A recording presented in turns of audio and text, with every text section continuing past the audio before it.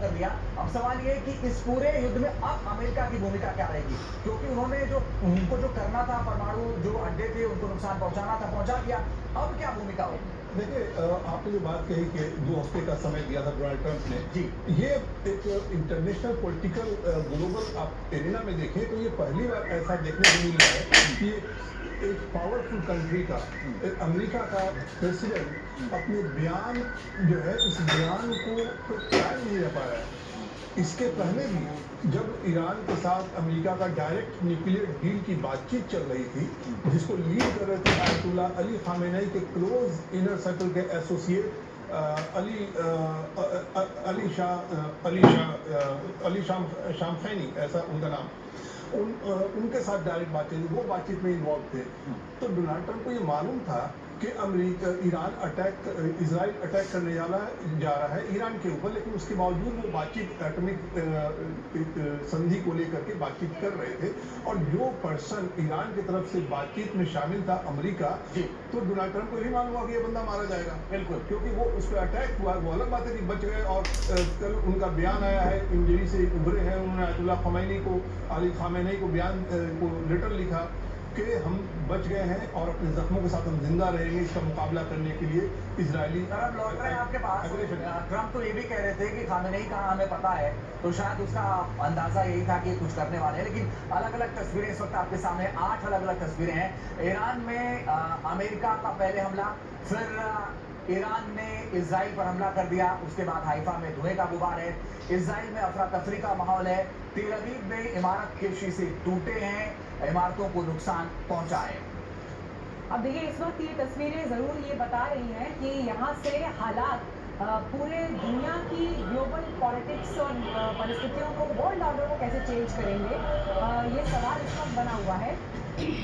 इस बीच आपको बड़ी खबर बता दें, इस हमले को लेकर हूथी विद्रोहियों ने अमेरिका को चेतावनी दी है। देखिए, अब रिएक्शंस का जो दायरा है वो बढ़ रहा है। युद्ध में यमन आधिकारिक तौर पर शामिल हूथी ने ये कंफर्मेशन अभी यहाँ पर दिया है, जो खबर इस वक्त निकलकर सामने आ रही है। इजराइल के 10 ठिकानों पर ईरान ने अटैक किया है, मिसाइल 27 से 30 के करीब वहाँ पर दागी गई। और अब यहाँ पर जो दायरा बढ़ता हुआ दिखाई दे रहा है, क्योंकि ये सवाल देखिए अंजीत बना हुआ था कि कौन ईरान के साथ किस लेवल पर शामिल होगा, कौन सपोर्ट करेगा, कौन अलग खड़ा होगा। तो जो बड़े देश जिस तरह से कह रहे हैं, चाहे ब्रिटेन का ये कहना हो कि परमाणु हथियारों के मामले में भरोसा नहीं किया जा सकता, लेकिन अब यहाँ पर देखिए यूएस को हूथी विद्रोहियों की तरफ से भी ये धमकी मिल गई है, जहाँ पर जवाबी कार्रवाई की वो बात कर रहे हैं। अमेरिका पर वो जवाबी कार्रवाई की बात कर रहे हैं, लेकिन आप देखिए कि अमेरिकी ठिकानों पर हमला करेंगे हूथी विद्रोही, सीधे तौर पर ये कह रहे हैं, और यूएस जहाजों को निशाना बनाएंगे। लाल सागर में जहाजों पर हमला करेंगे हूथी विद्रोही, सीधे तौर पर ये कह रहे हैं, और हम ईरान के साथ खड़े हैं, ये भी कहा गया है। ईरान के साथ खड़े रहने की बात हूथी विद्रोही कर रहे हैं, और इसके पहले भी हमने देखा था कि वो खड़े होने की बात कर रहे थे लगातार। हाशमी साहब, एक बड़ी बात ये है, और वो ये है कि हूथी विद्रोहियों ने पहले भी हमले किए थे और उन्होंने शिप को निशाना बनाया था। कभी ये कहा गया था भाई उसको हाईजैक कर लिया, कभी कहा गया था उस पर गोलियां चला दी हैं। तो अब ये बताइए कि अगर फिर से ये करेंगे तो वहां पे तो बहुत सारे बेस हैं अमेरिका के, बहुत सारे बेस हैं, तो क्या वो कर पाएंगे ऐसा? जी देखिए, वो कर रहे थे। मैंने कभी ये बात का जिक्र भी किया कि जब सऊदी अरब और यमन के हूथी के बीच में लड़ाई चल रही थी, उस वक्त भी अमेरिका सऊदी अरब के सपोर्ट में आकर के इसी B-52 बॉम्बर से यही बॉम्ब गिराया था, 30,000 पाउंड का, 2 बार बंकर बस्टर बॉम्ब गिराया था। और अभी फिर लगातार हमले कर रहा था हूथी का इजराइल पे हमले के जवाब में। अमेरिकी जो नेवी है या जो दूसरे वेस्टर्न कंट्री के जो नेवीज हैं जो गुजर रहे थे ईरानी पोर्ट की तरफ, उन पर वो लगातार हमले कर रहा था। जवाब में अमेरिका ने भी हमले शुरू किए थे इजराइल के साथ मिलकर के यमन पे, लेकिन अमेरिका को कहीं ना कहीं नुकसान हो रहा था। इसलिए इजराइल को दरकिनार करते हुए डोनाल्ड ट्रंप ने डायरेक्ट हूथी के साथ पीस ट्रीटी साइन की थी और सीज फायर किया था। लेकिन उस ईरानी हमले के बाद, ईरान पर अटैक के बाद, हूथी का खुद इनिशिएटिव लेते हुए बयान दिया कि हम उस सीज फायर को ख़त्म करते हैं और अमेरिका पे, अमेरिकी जो भी शिप गुजरेगा और उनके जो एलाइज होंगे, जो सपोर्ट करेंगे, उन पे हम हमला करेंगे। तो डोनाल्ड ट्रंप जो मागा का नारा दिया था, सर आप इस बात को, मैं आऊंगी आपके पास, लेकिन अपडेट दे रहे हैं, बड़ा जो इस वक्त आ रहा है, अमेरिकी हमले पर सऊदी अरब ने चिंता जताई है। और सऊदी अरब की तरफ से कहा गया है कि ईरान की संप्रभुता पर हमला हुआ है। ये बड़ी बात यहाँ पर निकल के आ रही है सामने। सऊदी अरब ने डिप्लोमेसी पर जोर दिया। अल्टीमेटली जो बाकी देश से जब बातचीत की भी हो रही थी चर्चा, तो उस समय ये था कि आप बातचीत से मसले तो सुलझाएं, लेकिन अंततः परिस्थितियां युद्ध में तब्दील हो ही गई। लेकिन ईरान की संप्रभुता पर अगर हमला सऊदी अरब इसे मान रहा है तो ये बड़ी बात है। हाशमी साहब, आपका इस पर रिएक्शन मैं जरूर चाहूँगी। देखिए, सऊदी अरब ने अभी हाल में ही जो ईरानी 40,000 के करीब जो हज करने गए हैं, उनको लेके बयान दिया सऊदी क्राउन प्रिंस ने कि जो ईरान के अंदर सऊदी के अंदर जो ईरानी हैं उनका पूरी तरह से ख्याल रखा जाएगा जब तक हालात सुधर नहीं जाते हैं, वापस अपने मुल्क की तरफ ले जाते हैं। तो सऊदी अरब ने जेस्चर देना शुरू कर दिया था कि ईरान के साथ अपने बेहतर रिश्ते जो बहाल हुए हैं उसको बरकरार रखना चाहता है और गल्फ कंट्री को, सऊदी अरब को, ज़मीन को वो फौजी अड्डे के तौर पर अमेरिका को इस्तेमाल नहीं करने देगा।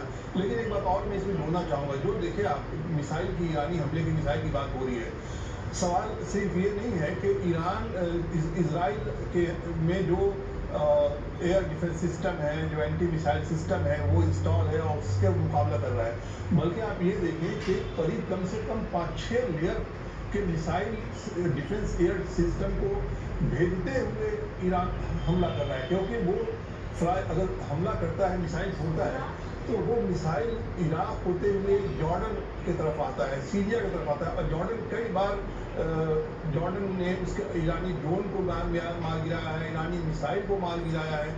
तो वहाँ से उसको इंटरसेप्ट शुरू करना होता है। जॉर्डन से लेकर के सीरिया, जो गोलान हाइट पे इजरायली आर्मी है सीरिया के अंदर एंटर कर रही है, वो वहाँ रोकते हैं।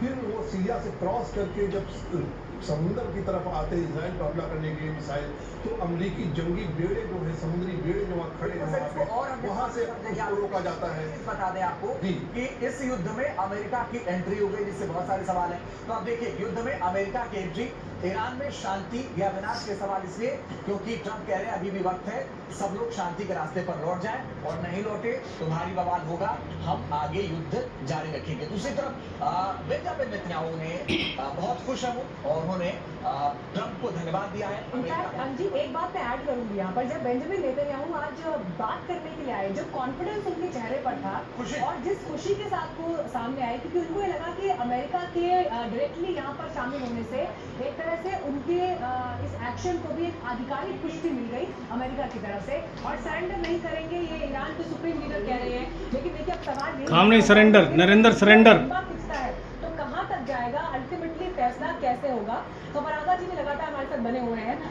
अमेरिका जो है पूरी दुनिया में अपना जो है वर्चस्व कायम रखना चाहता है, और उसने क्या किया, पहले भी रूस के टुकड़े करवाने में, रूस को कमज़ोर कराने में, क्योंकि रूस भी दूसरी महाशक्ति है, और उसके साथ में जो इसने क्या किया, क्योंकि ईरान, इराक वगैरह, सऊदी अरब, देखिए ये तो अभी कहना जल्दी होगा, लेकिन ये है कि इसके नतीजे हैं वो बहुत। तो अमेरिका अपना जो है वर्चस्व रखना चाहता है दुनिया में। रूस है दूसरी शक्ति है, उसको कमज़ोर करने की कोशिश की, प्लस में जो सऊदी अरब, ईरान, इराक वगैरह जो भी ये सारे हैं, ये तेल के भंडार हैं, तो अमेरिका जो है अपने हिसाब से चलना चाहता है। और वो तेल की लड़ाई में सन 2000 में जो वो सद्दाम हुसैन पर जो है आरोप लगाया कि अभी इनके इराक के पास जैविक हथियार है, तो सद्दाम को पकड़ा गया, मारा गया, बर्बाद किया गया इराक को। तो वो सारी चीज़ें हुई, और फिर अपना जो कठपुतली आदमी बिठाया, तो ऐसे अमेरिका जो कब्जा करना चाहता है। ऐसे ही अब जो है ये ईरान के हाजी, इसके पास जो है न्यूक्लियर पावर बनने जा रहा है, जो भी चीज़ है। मतलब ये है कि पाकिस्तान जो आतंकवादी देश है वो न्यूक्लियर पावर बन जाए, ठीक है। ईरान अगर कोई अपना न्यूक्लियर पावर बनना चाह रहा है तो उसमें दिक्कत है। हमारा देश भारत, हम पे इन्होंने जब 1974 में जो इंदिरा गांधी ने पोखरण में जो पहला परमाणु परीक्षण किया था, हम पे कितना प्रतिबंध लगा रहे थे, कुछ कर रहे थे।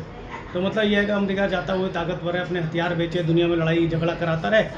अमेरिका के ऊपर तो कनाडा है, नीचे छोटे मोटे देश है, तो अमेरिका तो साइड में है, उसको कोई किसी से खतरा नहीं है, कोई उससे लड़ाई कर नहीं सकता है।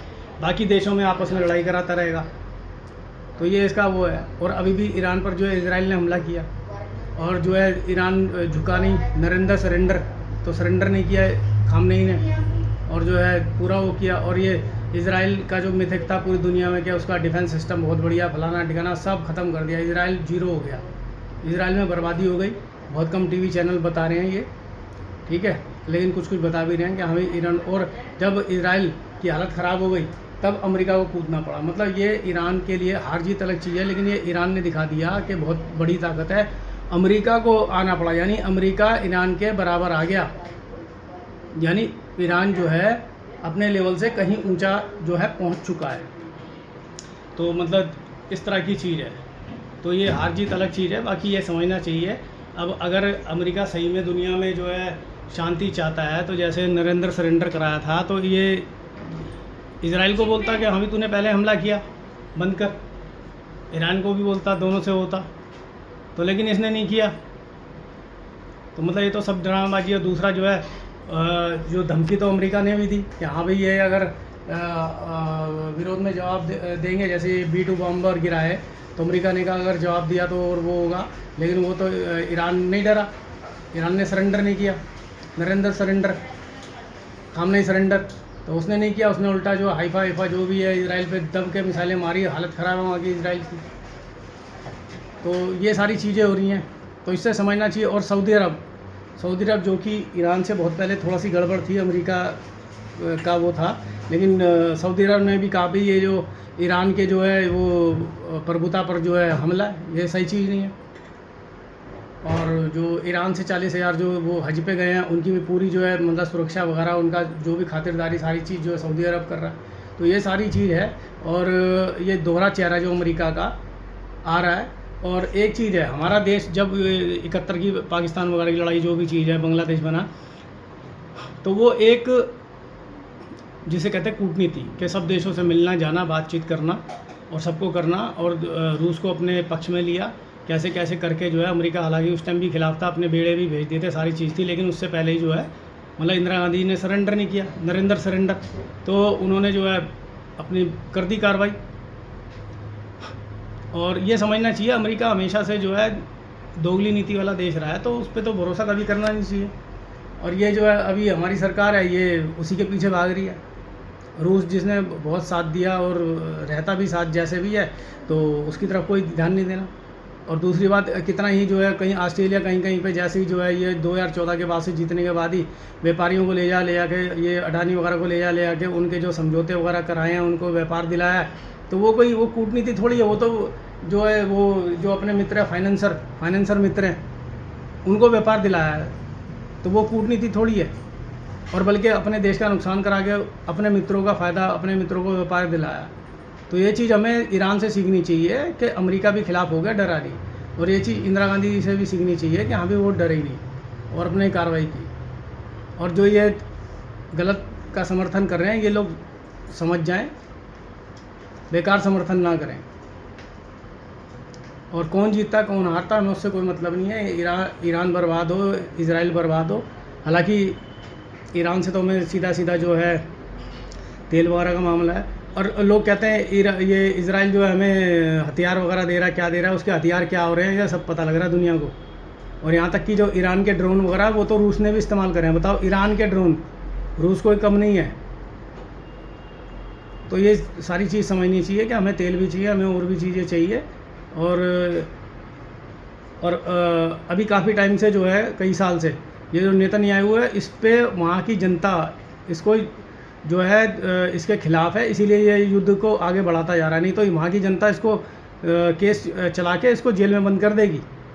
और कई अंतर्राष्ट्रीय स्तर पर भी जो है कई देशों ने इसको ये जो है वार क्रिमिनल, युद्ध अपराधी घोषित किया हुआ है नेतन्याहू को। ये कहीं ज़्यादा देशों में जा नहीं सकता, सिर्फ ये अमेरिका, इंग्लैंड वगैरह यूरोप के कुछ देश के अलावा। तो ये चीज़ हमें समझनी चाहिए कि कौन हमारे फ़ायदे के लिए, कौन नुकसान के लिए। ये अमेरिका के पीछे भागना बंद करें। हमारे लोगों को बेड़ियों में बांध के भेजते हैं। एक छोटा सा देश था, उसके लोगों को बेड़ियों में बांध के भेजा, उसने जहाज़ वापस कर दिया, अपना जहाज़ भेजा, आराम से लेके आया। पता नहीं क्या और कौन सी क्या दुनिया में डंका बज रहा, सब जगह तो बेइज्जती हो गई सारी चीज़ में, हर तरह से। कोई साथ में नहीं खड़ा नहीं हुआ। पाकिस्तान के साथ में लोग खड़े हो गए, उसको वर्ल्ड बैंक से कर्जा भी मिल गया, सारी चीज़ हो गई। उसके बाद भी ये बेवकूफ़ जो है, इनको समझ में नहीं आ रही है। तो ईरान से सीखो,